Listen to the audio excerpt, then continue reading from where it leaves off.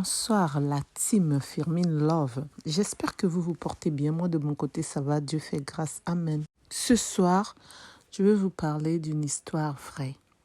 Une belle-mère qui contrôle tout. Un couple qui habite ici en France.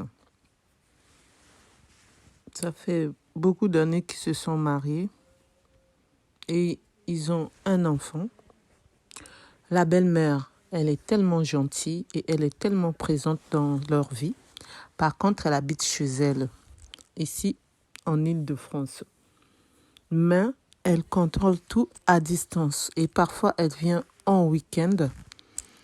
Et c'est pareil, c'est comme si elle était là pour contrôler, pour tout savoir.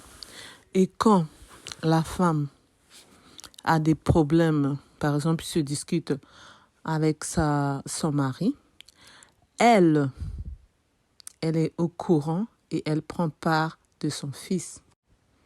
Elle a l'habitude de faire ça. Elle fait la même chose avec son petit-fils. Elle veut tout savoir, qu'est-ce qui s'est passé, et son petit-fils doit tout dire. Heureusement que l'enfant ne rentre pas dans son jeu, l'enfant ne dit rien du tout. Même avant le mariage, elle voulait organiser le mariage en même temps. Elle ne voulait pas qu'il se marie parce qu'elle se disait, elle disait à sa belle-fille, tu ne connais pas encore mon fils, 1 année de fiançailles, c'est pas beaucoup. Il faut au moins 5 ans de fiançailles.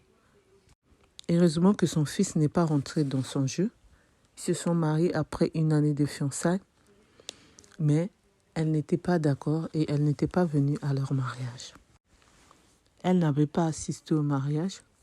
Par contre, elle est présente dans la vie de son fils et de sa belle-fille et de son petit-fils. Elle ne se sentait pas bien quand sa belle-mère était là. Parce que sa belle-mère contrôlait tout.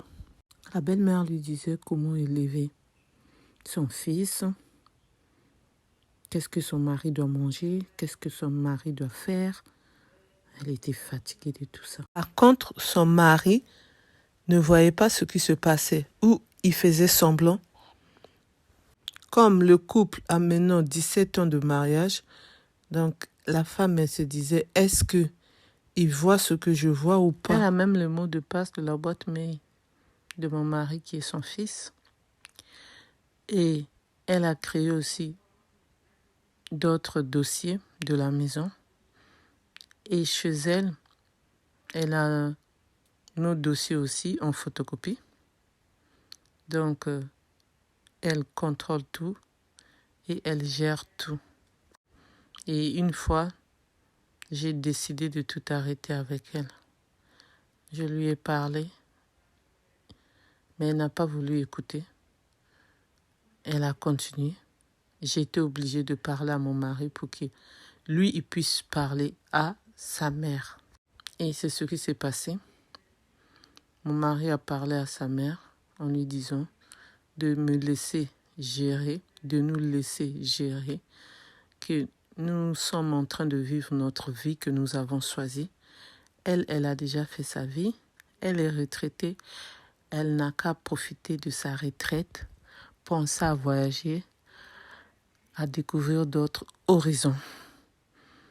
Et c'est ce qui s'est passé.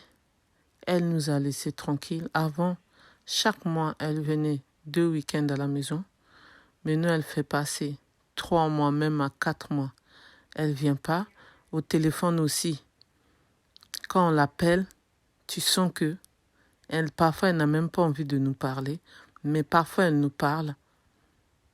Donc, le respect est rentré dans la famille. Chacun a trouvé sa place. Même notre enfant aussi a trouvé sa place. Et nous sommes contentes et contents. Et parfois, on mange avec elle au restaurant. Dans l'année, on peut manger 3 fois, 4 fois au restaurant avec elle. Quand on n'a pas encore décidé de voyager avec elle, parce qu'on se dit, les vacances avec elle, ça sera comment?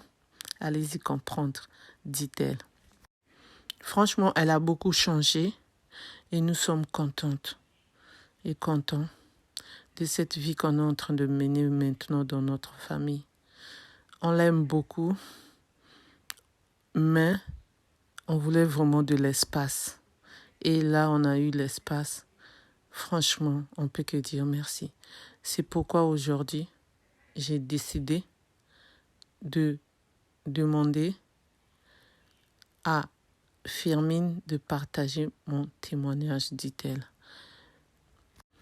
Et c'est pourquoi je vous ai partagé le témoignage de cette femme qui aime sa belle-mère jusqu'aujourd'hui, mais qui voulait sa liberté, la liberté de son fils et un peu la liberté de son mari, parce que son mari reste toujours le fils à sa maman, ça ne change pas. Mais au moins, la paix est rentrée, la joie, l'amour, le bonheur. Il n'y a plus de tristesse. Le conseil que je peux donner, c'est de parler à la belle-mère pour ceux qui ont vécu ça ou pour ceux qui sont en train de vivre ça dans leur foyer ou à distance. Comme cette dame qui nous a partagé son histoire. Si la belle-mère n'écoute pas, il faut continuer à lui parler. Demandez aussi à votre conjoint, votre mari de vous aider à lui parler parce que c'est important pour que la paix puisse régner un jour. C'est pas gagné, mais il faut essayer. Essayer, c'est bien pour que la personne puisse comprendre où est-ce que elle est en train de faire le mal, ou où est-ce que j'ai pas bien parlé, ou où est-ce que fallait pas que je puisse dire ça. La team Firmin Love. Si vous avez des conseils à donner, n'hésitez pas d'écrire en commentaire. S'il vous plaît, merci. Ou de m'appeler. Merci. Merci de m'avoir écouté. Je vous souhaite une bonne soirée. Et je vous dis à la prochaine pour une prochaine vidéo. Pour ceux qui ne se sont pas encore abonnés, abonnez-vous s'il vous plaît. Je compte sur vous. Likez, partagez, commentez. Appuyez sur la cloche pour avoir les notifications. S'il vous plaît, merci. Bisous, bye. Je vous love. La team Firmin Love. Bye bye.